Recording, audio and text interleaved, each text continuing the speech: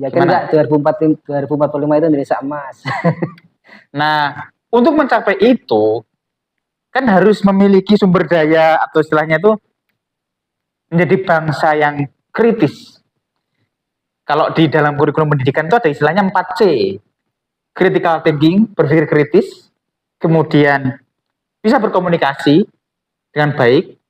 Di komunikasi itu ya termasuk berbagai media ya. Sehingga kita menjadi setara dengan bangsa-bangsa yang lain.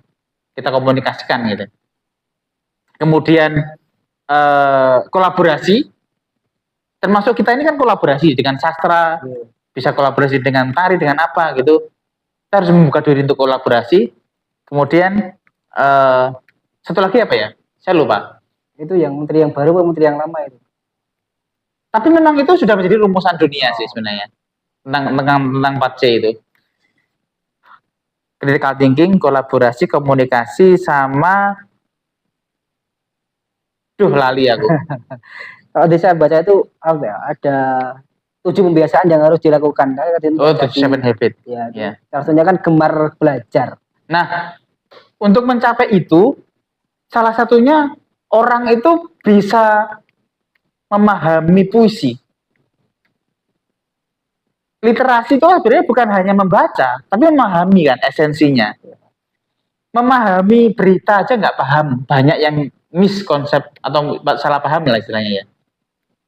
Apalagi ketika tahu puisi terus kemudian apa sih gak mudeng, aku nggak bisa sampai, nggak bisa merasakan. Nah makanya sastra itu salah satu barometer sebuah peradaban sebuah bangsa ya.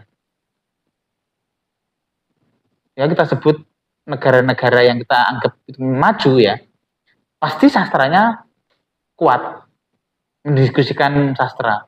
Itu menjadi makanan sehari-hari. Mau di Jerman, mau di Perancis, mau di Jepang, di Amerika bahkan. Presiden-presidennya itu para penyair gitu. Ya kan? Kita punya presiden yang pinter bikin puisi dan pinter nulis prosa kan Soekarno itu. Omongannya ngobrolnya kelas dunia gitu ya. Iya. Nggak tahu nih Pak Prabowo bisa nggak?